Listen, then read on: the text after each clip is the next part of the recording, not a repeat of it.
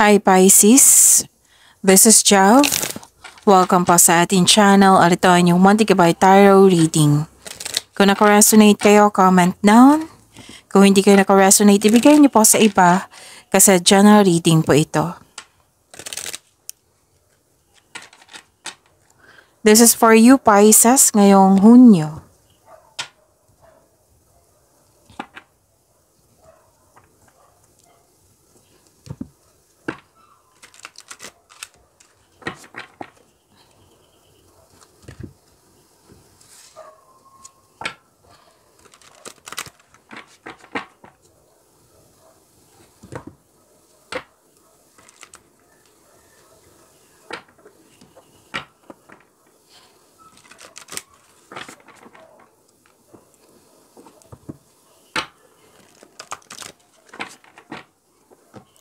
Para po ito sa inyo, Pisces, ngayon June 2025. Maraming salamat po sa inyong patuloy na suporta at maraming salamat din po sa mga hindi nag-skip ng ads. Gamitin ang reading na ito bilang gabay lamang sa mga hindi pa nag-subscribe. Subscribe na po kayo at click bell notification para malaman nyo na may bago tayong video. Para sa mga gusto magpa-reading, comment po kayo ng personal reading. And check my, again, comment kayo ng personal reading and check my reply sa comment section.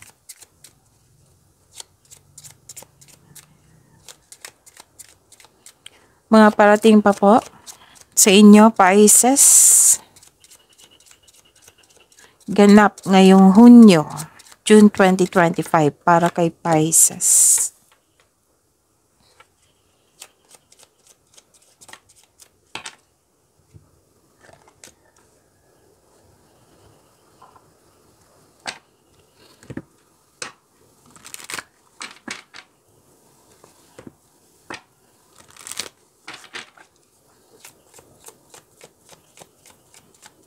Spirits, guide angels, archangels, guardian angels, message pa para kay Pisces.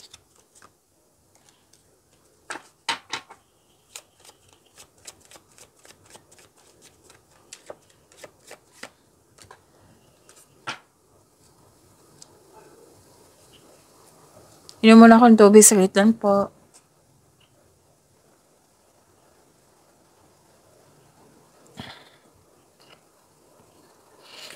Pisces, ngayong June 2025. Habaan ng pasensya at intindihin. Kasi may nakita ako ditong may concern kayo sa mahirap kausap. Pwedeng nagkaroon ng delay kasi may tutusin yung desisyon. Nagkaroon ng delay sa paggawa ng action kasi may hesitation. Or delay sa hinihintay mo. Dalawang card mismo nagsabi dito na may concern talaga kayo sa taong sobrang stricto or yun nga, mahirap kausap. May nakita rin ako ditong separation. Maraming case na separation ha. Pwedeng literal na separation. Pwede din separation of responsibilities. Pwedeng end of contract, closure.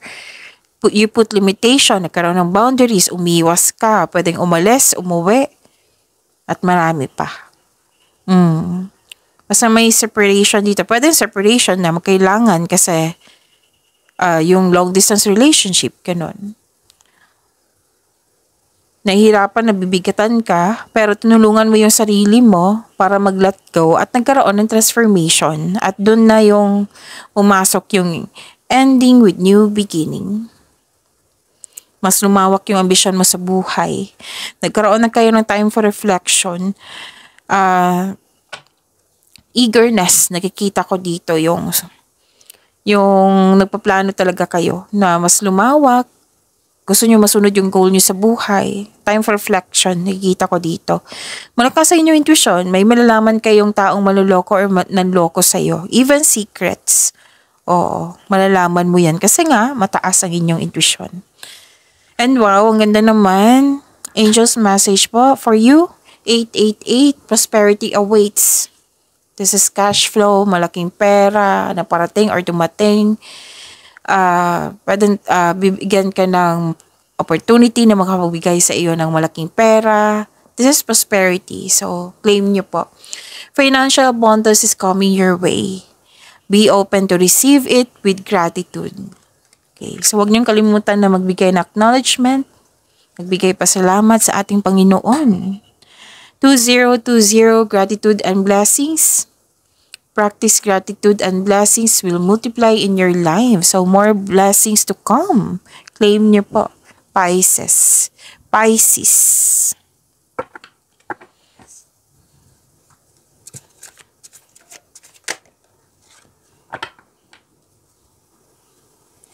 So this is your energy cards. Andito po si Angel of Dreams.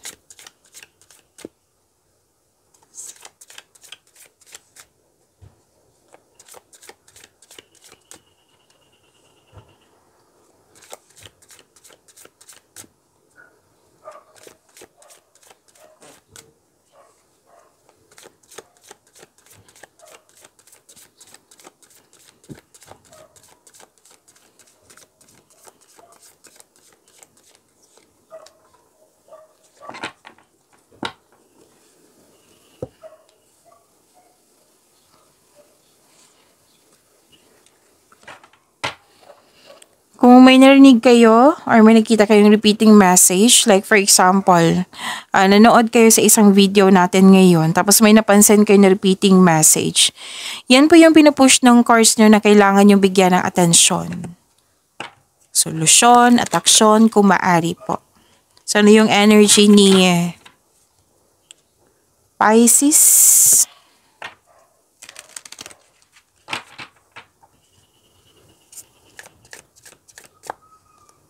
So, this is Angel of Dreams. Yung sabi ko kanina sa oracle cards nyo, oo, na mas lumawak yung ambisyon mo sa buhay, nagkaroon ng time for reflection, nag-iisip, nagpaplano din at the same time. Kasi nga, lumawak yung ambisyon nyo sa buhay. Gusto nyo masunod yung goal mo sa buhay. So, oo, nagpaplano ka kasi you want more. You want to have growth and expansion. So, yung sabi kanina sa oracle cards, yun naman taasan yung intuition, andito rin sa tarot cards nyo. At taasan inyong intuition. Yung sabi ko sa inyo kanina, na malalaman mo even secrets, di ba? May malalaman kang sikreto. Malalaman mo din yung taong manloloko or nanloko. Tapos, this card also tells you that dapat ikaw ay magpahinga at magdilay-nilay. Be careful lang po kayo ha sa taong hindi totoo sa inyo kasi may nakita po ako dito. Malalaman mo to kung sino to kasi mataas ang inyong intuition. Be careful of seeing things that are not there. So, may sikreto na mabubulgar. Pwede nagkaroon kayo ng honest conversation nito. Basta may malalaman kayong sikreto mula sa isang tao. Oh, kasi nga, malakas ang inyong intuition. Pwede din sa kontrata ito, so basahin ng mabuti. Kasi may nakita kong hidden charges dito or too good to be true, kaya be wiser.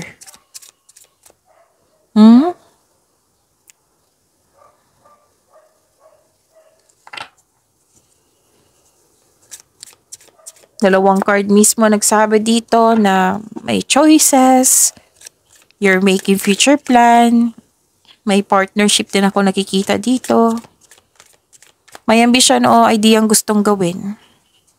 This card asks you na magawa ng mga plano para sa hinaharap.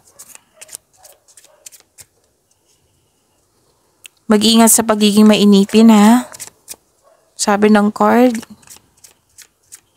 Nakikita ko dito may support dito. Maaring tutulungan ka din ng isang tao para matupad mo yung layunin mo sa buhay. Pwede yung business partnership to or nakikipag-teamwork sa'yo.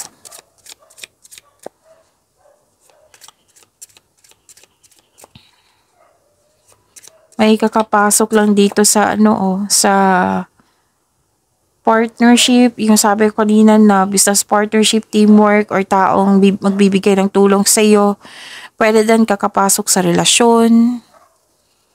May plano dito mag-travel. So may chance dito na dumating para sa paglago ng iyong buhay. And please know that you are divinely guided, Pisces. May nagbibigay din ng puhunan dito para nga tulungan ng yung layunin sa buhay na masunod po. So makinig kayo sa inyong intuition ha, kasi lumabas sa oracle cards yung sa tarot cards. Malakas po. And it will guide you sa isang malaking desisyon. So ang sabi ng card dito, ang iyong buhay ay patuloy na yumayabong kapag marunong kang makinig sa inyong intuition. So, explore new direction din. Spirit guide, message po para kay Pisces.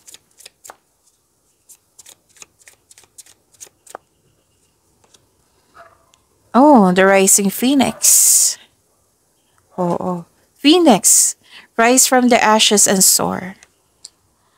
Yung nahirapan ka, nabibigatan ka, natapa ka, bumangon ka, naging matatag, naging mas matalino, yung bumabawi ka talaga, na-overcome mo na yung mga obstacles ba yan, challenges ba yan, struggles ba yan. So, magkakaroon ka ng freedom nito. Okay? You're ready to soar.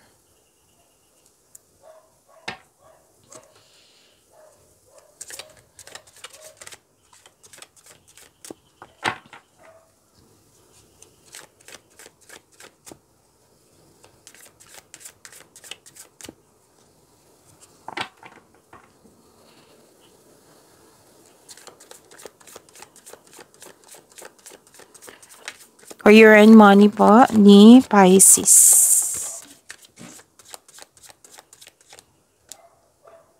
So, andito po si Angel of Blessings.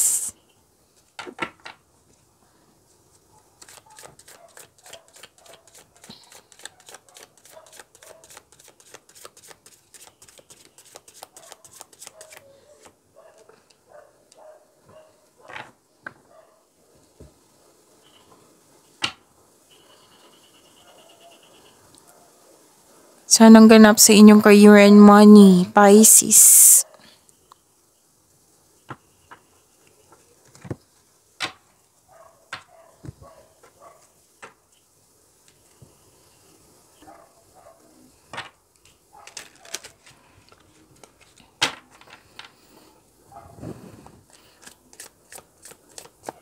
So, this is Angel of Blessings. May masusunod na tradisyon. So, career and money tayo. Oo. Pisces.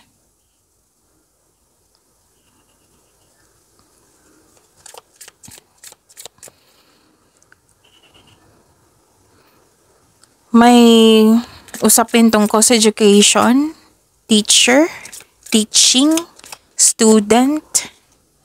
Nakatanggap kayo ng divine wisdom.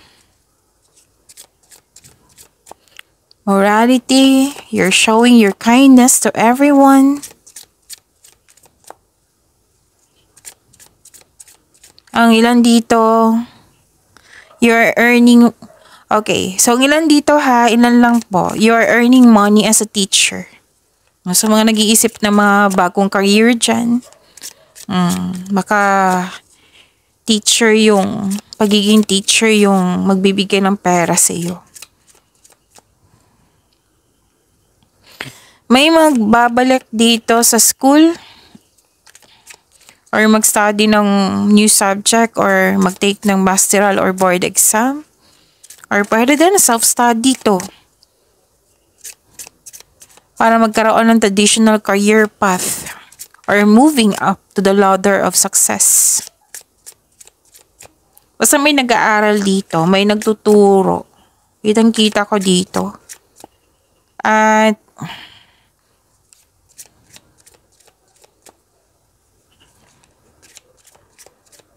okay.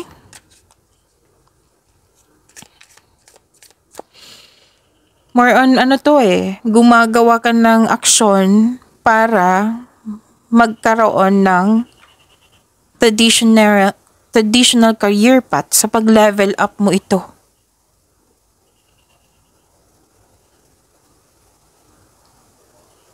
Maraming nagtiwala sa iyo.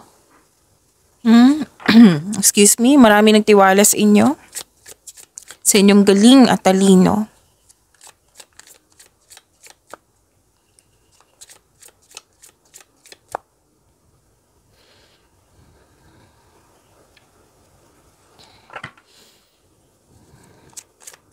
Inalagaan niyo yung career and money. Malakas ang energy ng feminine energy dito. Isang babae. Pwedeng kayo ito or isang babae na malaki ang kanyang influence ngayong June 2025 sa inyong career and money. Pag-aalaga dito sa career and money. Marami kayong naiisip na bagong ideas. Ideas is a blessing po.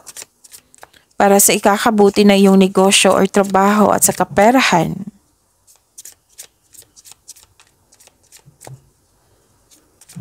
Nagsumikap din kayo dito kasi gusto nyo magpa-renovate ng bahay or ipapaayos kayo or home decoration ito.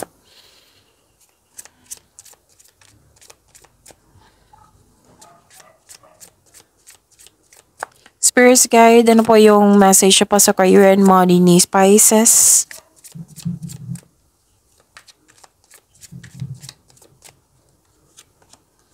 Planner. Take stock of your finances and identify what needs to change. Kung pwede, inventory, pag-control, pag-monitor sa pasok at labas ng iyong pera. For improvement din to. Explore careers in event planning, project management, or professional organizing. Okay. So, pagpaplano po ito para sa pag-level up nyo. Gawa kayo.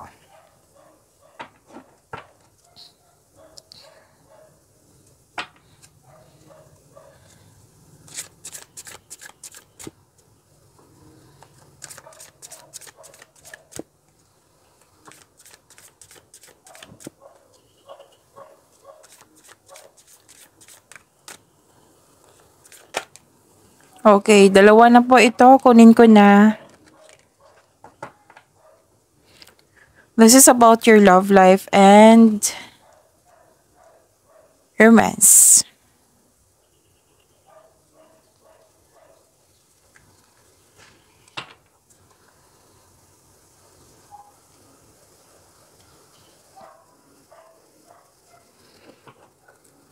So may bagong pasok dito sa buhay ng pag-ibig.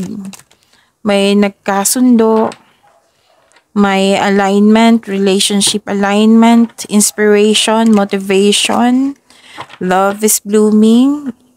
You're, nag-self-care, nagbigay ka ng panahon para sa inyong sarili. Nang ilan sa inyo dito na mag-start ng alagaan yung sarili, like, yung magpaganda, mag-skincare, may nakita kong ganyan. Bibigyan ng action. More on action to eh. May promises, may commitment, may choices, may pagkakaisa. So yun yung sabi ko kanina sa inyo na may bagong connection. May kakapasok din sa relasyon. May romance na parating para sa mga single. Maaring parating na ito or nasa harap mo na. Sa mga may relasyon, sa buhay mag-asawa, the couple is divinely guided. So, love yourself more. Paalala ng card nyo po. May parating talaga na maliligaw, oh. So, celebrate the love in your life. So, this is angels of commitment. Yung sabi ko sa inyo kanina na promises. May promises na nagganap.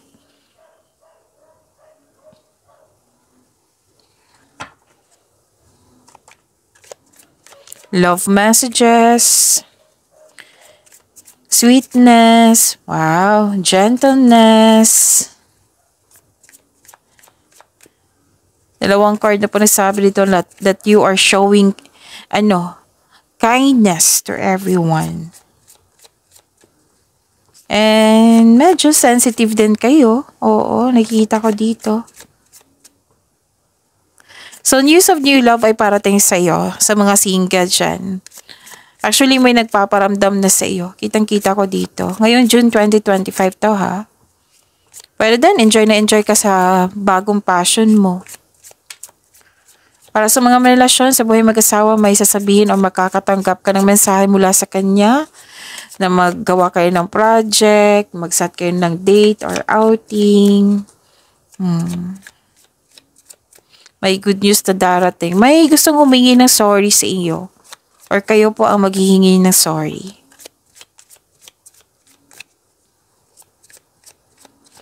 Spirit guide, message po sa love life ni Pisces.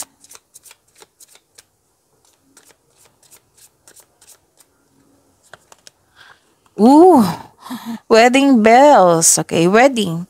Taking your relationship to the next level one step at a time. Kaya pala may tradisyon na masusunod dito. So, wedding bells is coming. Pag-imanin niyo po yung blessings na binigay sa inyo. Pisces, see you tomorrow. Maraming salamat po.